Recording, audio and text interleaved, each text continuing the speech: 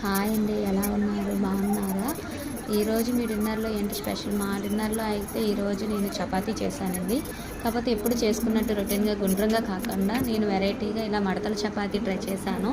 ఇది మా అమ్మ రెసిపీ అండి. మా అమ్మ వాళ్ళది అమ్మమ్మ వాళ్ళది కటక్ వరిసా దగ్గర.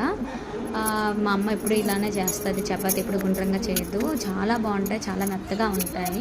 దీనికి ఏం మెజర్మెంట్స్ లేవండి. మనం ఎంత చేయాలనుకుంటున్నామో అంత పిండి, సాల్ట్, కొంచెం ఆయిల్ ఎక్కువగా పడుతుంది. కలుపుకొని పావుగంట సేపు పక్కన పెట్టేసుకొని పావుగంట తర్వాత చిన్న చిన్న ఉండలుగా చేసుకొని ఇలా కర్రతో ఇలా మడతలు వచ్చేటట్టు ఒత్తుకొని కాల్చుకుంటే చూడండి ఎలా పొంగుతుందో. చాలా బాగా పొంగుతాయండి. అలా పొంగుతున్నాయంటే మనకు ఆటోమేటిక్గా అర్థమైపోద్ది చాలా బాగా వచ్చాయని. చపాతీలు చాలా మెత్తగా ఉంటాయి. ఒక్కసారి మీ ఇంట్లో కూడా ట్రై చేసి ఎలా ఉందో నాకు కామెంట్ చేయండి. ఈరోజు మాదైతే ఇలా మడతల చపాతీ.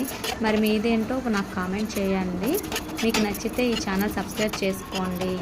థ్యాంక్ యూ అండి. మళ్ళీ ఇంకో వీడియోతో కలుద్దాం. బాయ్.